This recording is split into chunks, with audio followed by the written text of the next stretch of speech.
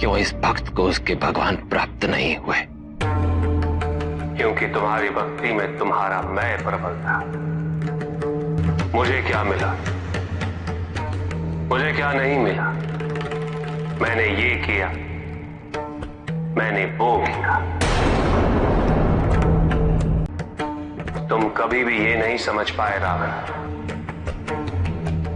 कि भक्ति का अर्थ विनिमय करना नहीं होता,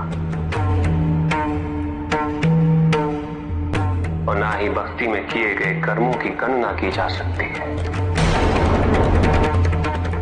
भक्ति की अवधि पारितोषिक पे आश्रित नहीं होती है रावण, ना ही भक्ति कभी संपूर्ण होती है। भक्ति का पथ तो आजीवन निरंतर चलता रहता। यदि तुम मुझे एक बेलपत्र पे बुला दे तो मैं अवश्य चला आता, किंतु तुम्हारे अहंकार के समक्ष बेलपत्र का कभी कोई महत्व ही नहीं था।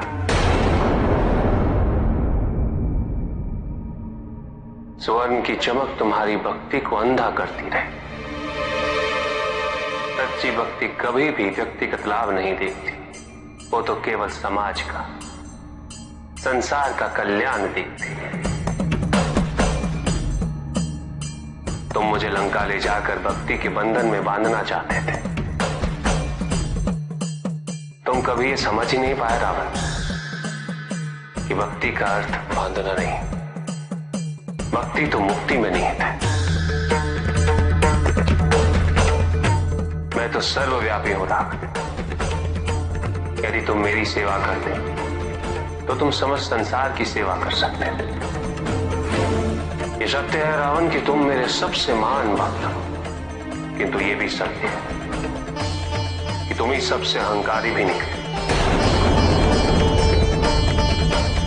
और तुम्हारा ये अहंकार इतना प्रबल हो चुका है रावण, यदि इसी समय इसमें अंकुश नहीं लगाया गया तो भविष्य में तुम्हारा यही अहंकार तुम्हारे अंधकार का कारण बन जाएगा। इसीलिए तुम्हें 6 रिपुओं को समाप्त करना होगा।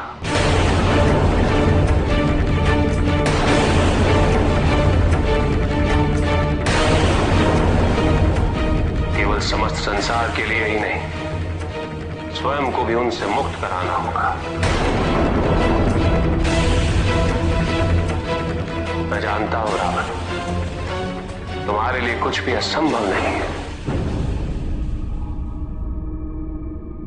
किंतु निर्णय तो तुम्हें ही लेना होगा।